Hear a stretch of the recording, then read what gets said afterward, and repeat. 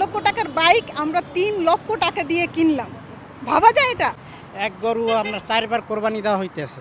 আমরা কিন্তু একটা ট্যাক্স দিয়েই বাইকটা মানে যখন আমরা রেজিস্ট্রেশন করি তখন একটা ট্যাক্স দিয়েছি। ইনফ্যাক্ট শোরুমে যখন বাইকগুলো আসে 150 থেকে 300% ট্যাক্স দিয়ে কিন্তু আসে। আমরা বাইকাররা ট্যাক্স দিতেছি, ড্রাইভিং লাইসেন্স করতেছি, বাইক রেজিস্ট্রেশন করতেছি, এত কিছু করেও যখন রাস্তায় নামি তারপরও বিভিন্ন সময় দেখা গেছে যে আইনের বাইরে গিয়েও অনেক আইন আমাদের উপরে প্রয়োগ করা হয়। দেখা যায় যে আমরা ড্রাইভিং লাইসেন্সের সময় ট্যাক্স দেই, গাড়ি কেনার সময় ট্যাক্স দেই, ট্যাক্স টোকেনের টাকা দেই, আবার প্রতি আপনার 2 বছর পর পর আমরা ট্যাক্সের টাকা দেই। আবার এখন দেখা যায় যে 2000 টাকা আপনার প্রতি বছর 2000 টাকা দিতে হবে। সেক্ষেত্রে আমার জন্য দেখা যায় যে খুব কষ্টকর হয়ে যাচ্ছে।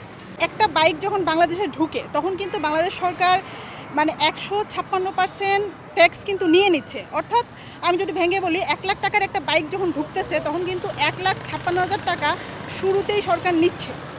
তারপরে এটার আরও খরচ আছে। তাহলে বাইকের দাম কত দাঁড়াইলো? 2,56,000। এই 2,56,000 কে দিবে? আমরা দিব। ঠিক আছে? তো এই দামে তার বাইক কোম্পানি যে সে তো এই দামে বিক্রি করবে না।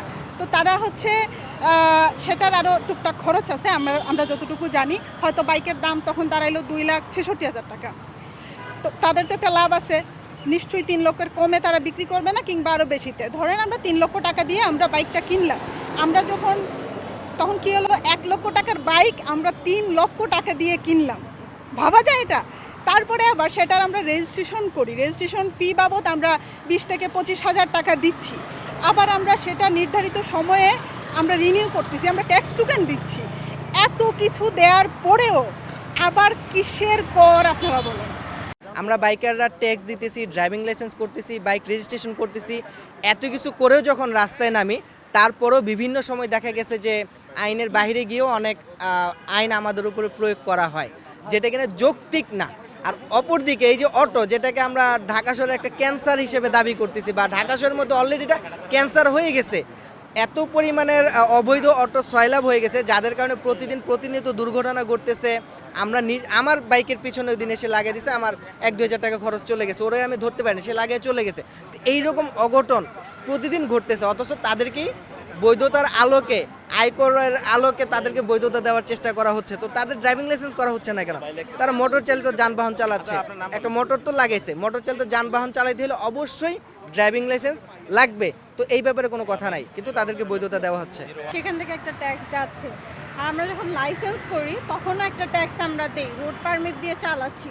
তো পর্যাপ্ত পরিমাণ ট্যাক্স আমরা দিয়ে রোডে নামতেছি, তারপরেও এই ট্যাক্সের আসলে কোনো যুক্তি নাই। তো এটা আসলে আমাদের বাইকারদের প্রতি একটা অন্যায়, একটা জুলুম। আমরা যদি রাস্তায় বের হইতে হই, আমাদের প্রথমত একটা বিএসটিআই সার্টিফাইড একটা হেলমেট লাগবে, এরকম দামি একটা হেলমেট লাগে। তারপর বাইকের যত ধরনের পেপারস আছে, 3টা পেপারস, এখন 2টা আছে, আরও তো আসবে মনে হচ্ছে, ট্যাক্স টোকেন, তারপর বাইকের রেজিস্ট্রেশন পেপার, তারপর হচ্ছে ওয়েল ড্রেস আপ। আমি লুঙ্গি পরে বাইক চালাতে পারবো না, আমি শর্ট প্যান্ট পরে বাইক চালাতে পারবো না, আমাকে আটকাবে এবং ওইটার জন্য মামলাদার বিধান আছে। আমি ড্রাইভিং লাইসেন্স ছাড়া বাইক চালাতে পারবো না। অপরদিকে অটো রিক্সার কিছুই নাই, কিছুই লাগবে না, জাস্ট একটা বডি হইলে হয়েছে, বডি নিয়ে সে বের হয়ে যাবে রাস্তায়। তাদের কিন্তু আর কিছু লাগে না, ড্রাইভিং লাইসেন্স লাগে না, গাড়ির কোনো কাগজপাতি লাগে না, কিছুই লাগে না। সো এইরকম অসমতা তো আসলে মেনে নেওয়া যায় না। একই রাস্তায়, একই রাজধানীর বুকে আমরা আছি, তো নিয়ম মানলে সবারই মানতে হবে, সবার জন্য নিয়মটা সুন্দরভাবে সুষম বন্টন করতে হবে।